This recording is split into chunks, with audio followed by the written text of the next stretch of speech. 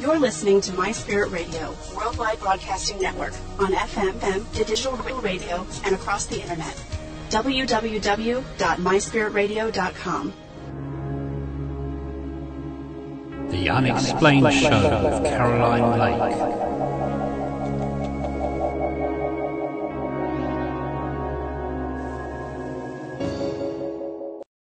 Hello everybody and welcome back to the Unexplained Show, and with me now on the line is the lovely Hilary Carter.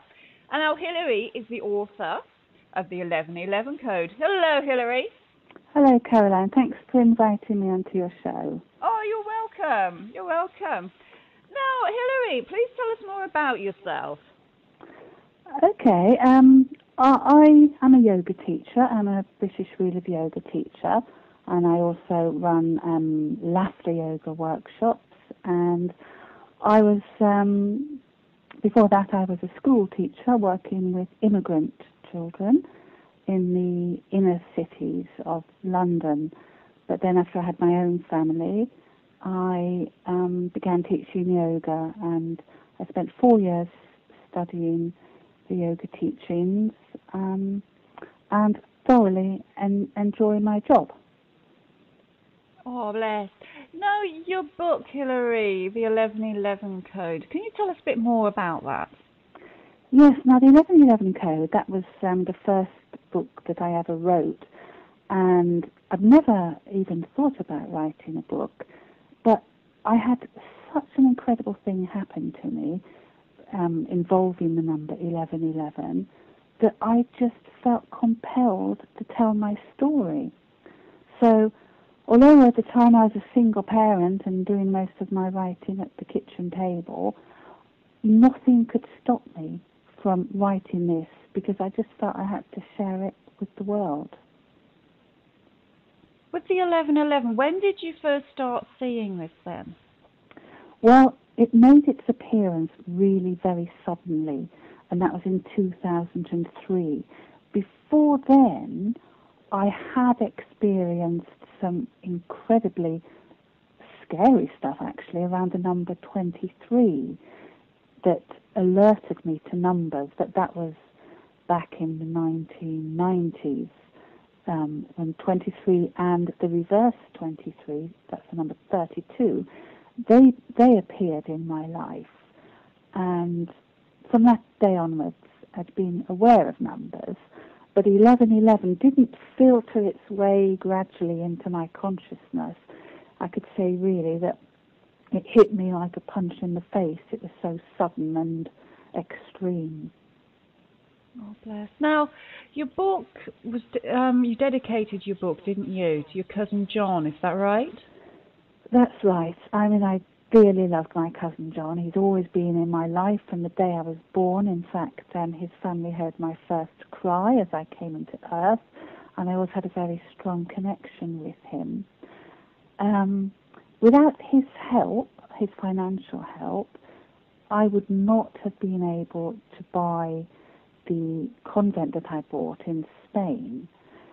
So he's behind the book in a way, that this book would never have been written if I hadn't bought the convent that I bought. And I dedicated to him because actually he came through to me when I was sitting in the kitchen one day. I suddenly heard his voice and he said to me, "Count the days." And I thought, count the days? And then I did. I counted how many days he had been on planet Earth. Mm-hmm. And I was absolutely flabbergasted when I discovered it was 22,222 exactly. Wow. Yeah, wow. That's amazing. So you were looking for a convent then. Why in particular a convent? Oh no, I was not looking for a convent. You weren't? Okay. No, I had never thought about buying a convent. What I was looking for was just somewhere that I could run yoga courses, because my dream at the time was to open a yoga center, somewhere where people could retreat from their everyday life. I had a special affinity with single parents, and just, spend perhaps a weekend or a week just in a peaceful yoga environment. Yes. And so you ended up with the convent, didn't you? And inside was 2 mummified cats, is that right? I ended up with a convent. Now, I'd gone to southern Spain because I was told that inland Spain was very cheap. You know, the properties were very cheap because it hadn't really been discovered yet.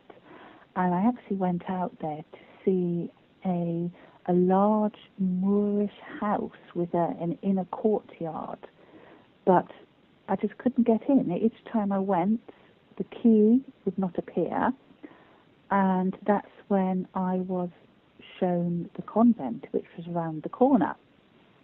And when I went in, there were lying on that inner courtyard, there were 2 mummified cats, there were spiders, there were giant ants, there was this awful feeling almost of death in there. So I felt that the 2 mummified cats had represented that sort of rather dark energy. Yes, and you also mention in your book that you say the convent found you. Yes, because I certainly was not looking for a place like this. I was looking for a place that perhaps I could just paint it and then get ready to run courses.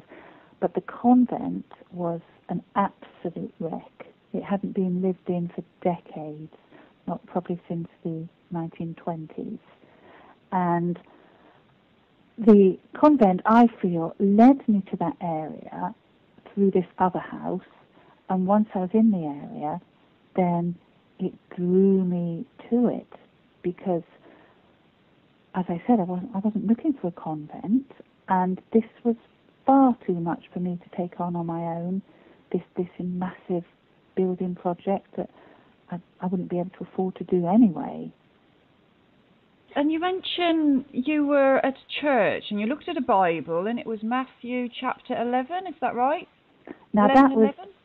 Yeah, that was the day when 11/11 hit me in the face.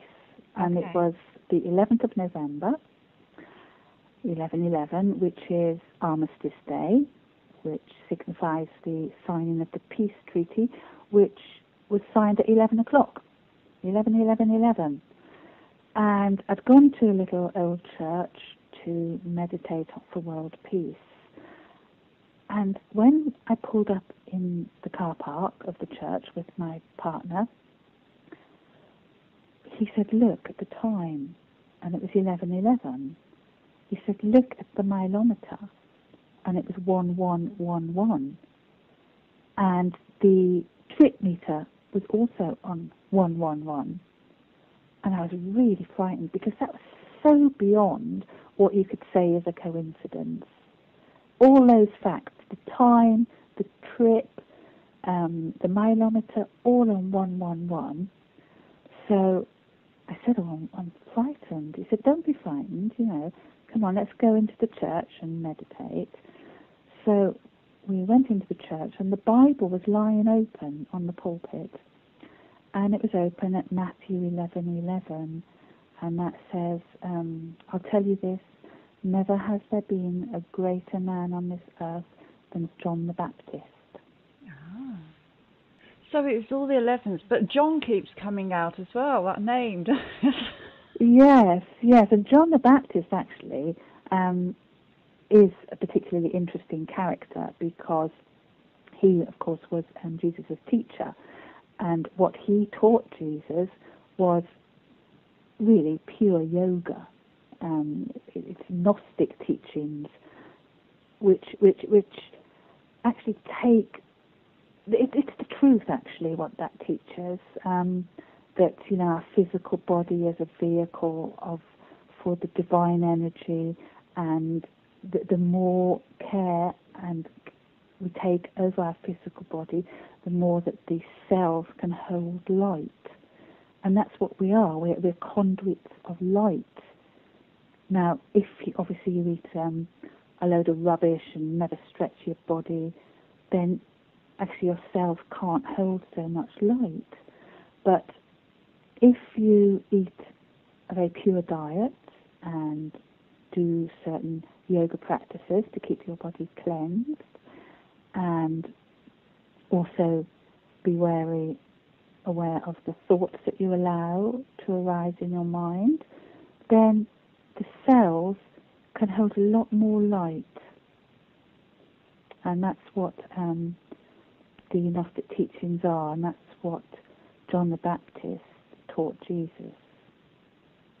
Lovely, thank you. Now, you mentioned also about that you read Deepak Chakra's book about signs and coincidences. Is that right?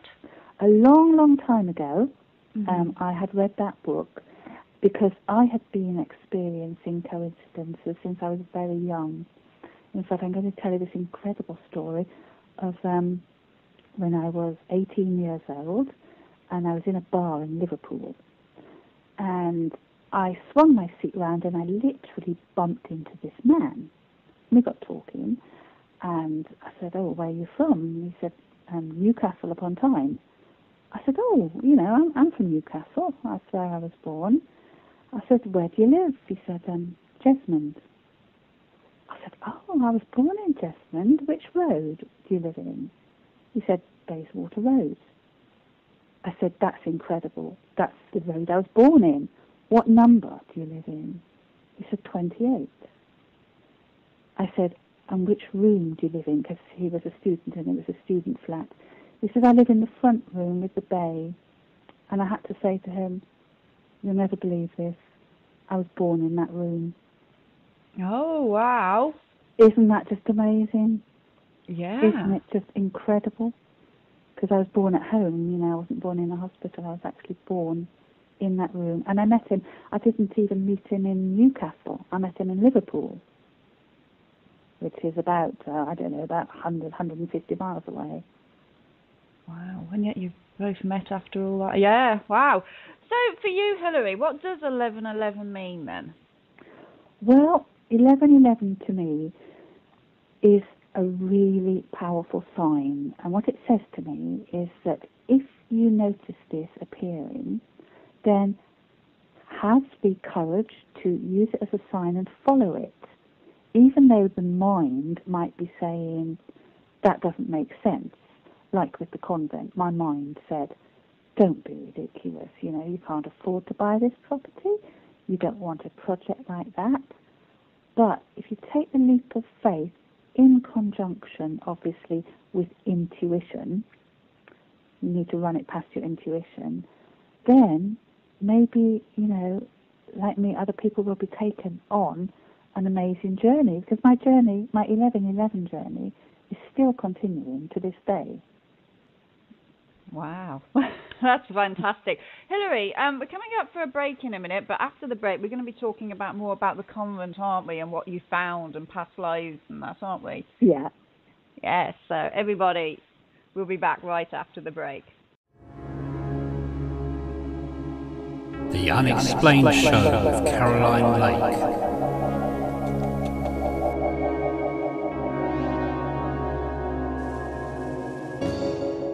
You're listening to My Spirit Radio, worldwide broadcasting network, on FM, digital radio, and across the internet. www.